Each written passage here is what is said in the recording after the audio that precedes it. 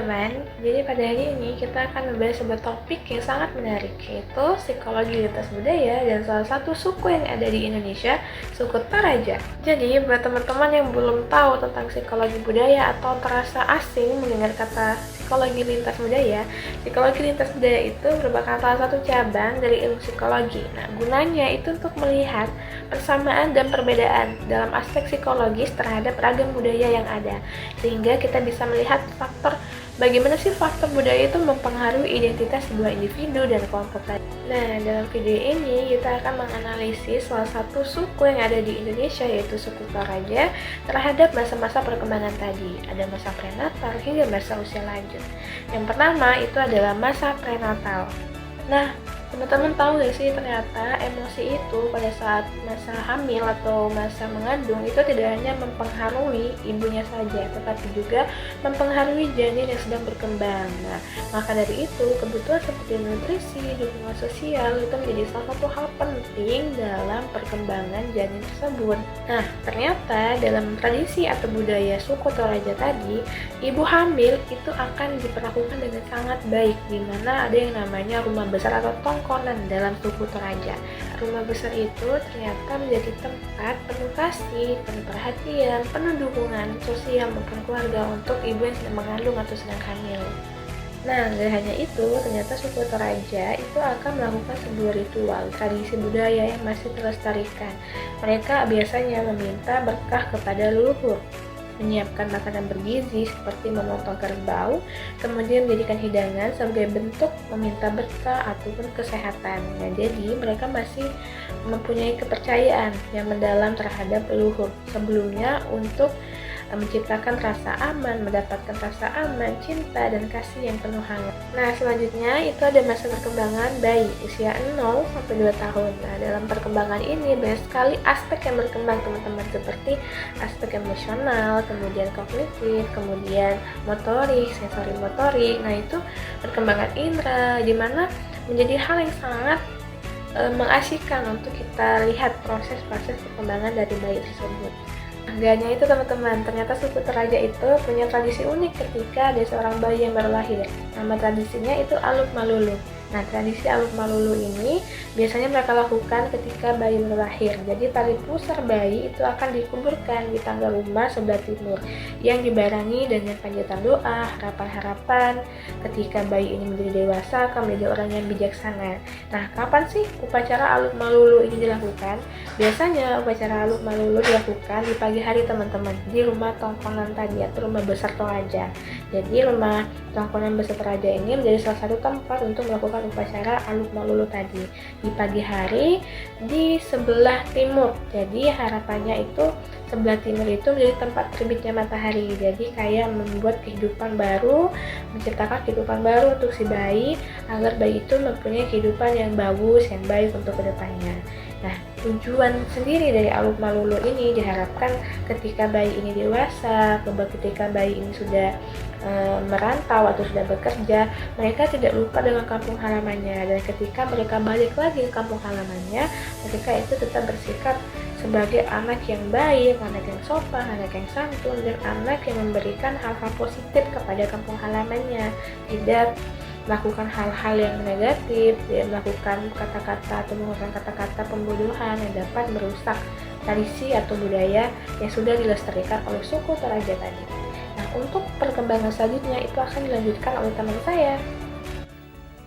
Dimulai dari masa kanak-kanak usia 2-6 tahun, mulai dari aspek psikologisnya, perkembangan bahasa anak mulai banyak, kemandiriannya mulai muncul, dan juga bermain digunakan sebagai media belajar.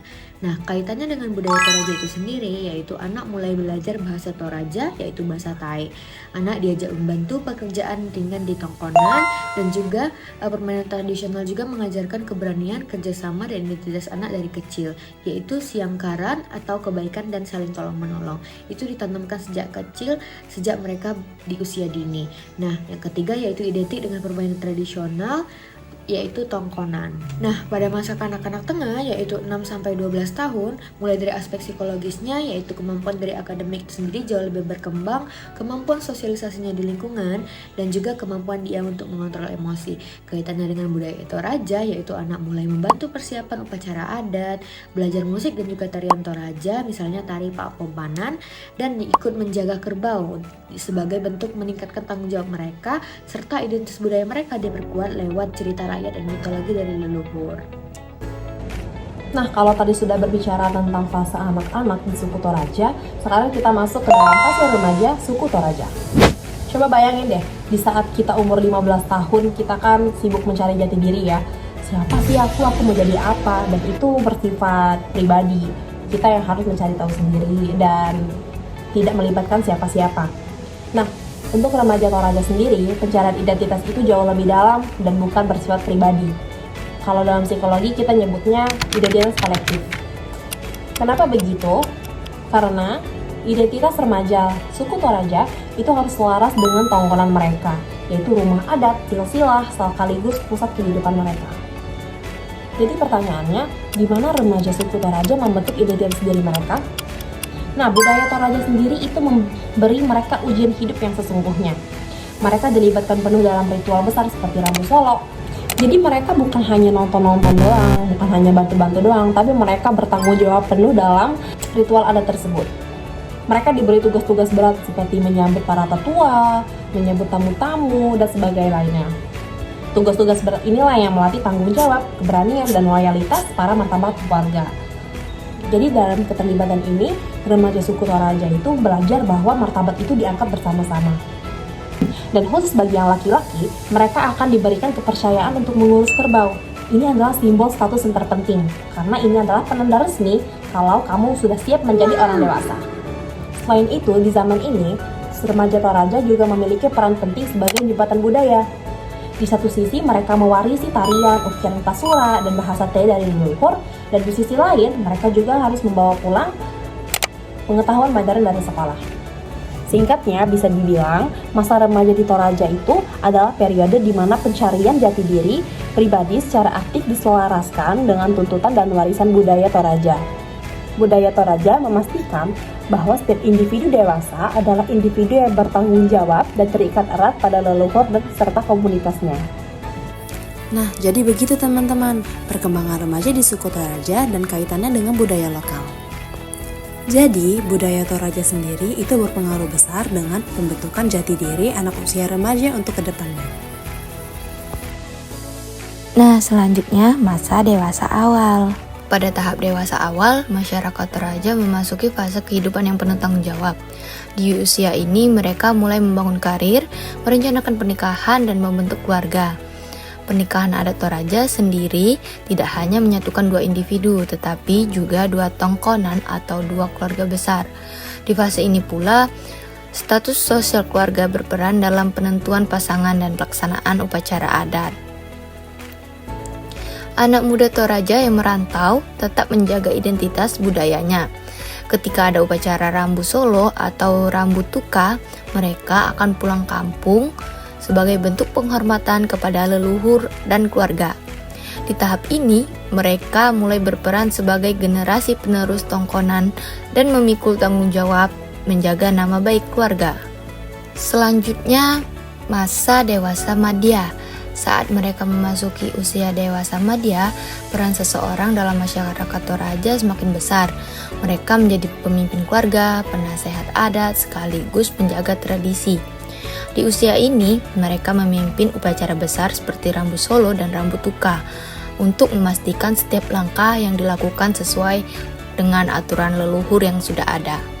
Selain itu juga, mereka mengajarkan nilai budaya pada generasi muda mulai dari bahasa Tae, sejarah tongkonan, hingga simbol-simbol ukiran Toraja. Orang dewasa madya juga menjaga hubungan antara keluarga dan menjadi mediator dalam setiap musyawarah. Pada tahap ini, budaya bukan hanya sebuah warisan, tetapi bagian dari inti identitas kehidupan mereka. Halo semuanya, jadi di sini saya Ifadatul Aulia akan melanjutkan materi berikutnya. Di sini saya akan membahas dewasa akhir di usia 60 tahun ke atas dari suku Toraja. Pada masa dewasa akhir dalam suku Toraja, orang tua memiliki posisi yang sangat dihormati. Mereka dianggap sebagai penjaga tradisi, pengingat sejarah keluarga sekaligus sumber kebijaksanaan bagi generasi muda.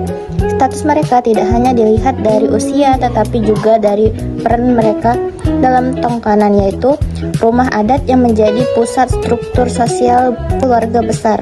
Bagi masyarakat Toraja, kematian bukanlah akhir melainkan proses perjalanan menjadi leluhur. Pandangan ini membuat orang dewasa akhir memiliki kesiapan psikologis yang lebih matang terhadap kematian.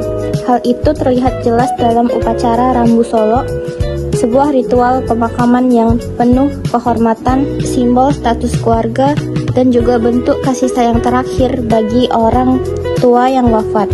Disitulah nilai budaya Toraja paling terlihat, hubungan yang kuat antara manusia, leluhur, kerbau sebagai simbol kehormatan, dan juga solidaritas keluarga besar yang selalu hadir di setiap ritual keseluruhan.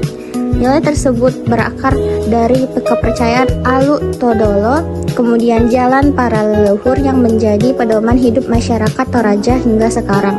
Perkembangan manusia tidak hanya dipengaruhi oleh faktor psikologis, tetapi juga dibentuk oleh budaya tempat individu tersebut tumbuh. Pada suku Toraja, setiap tahap kehidupan memiliki makna dan ritual tersendiri, mencerminkan hubungan yang kuat antara manusia, leluhur, dan juga komunitas. Mungkin sekian pemaparan materi dari kelompok kami mengenai suku Toraja. Kami akhiri, wassalamualaikum warahmatullahi wabarakatuh.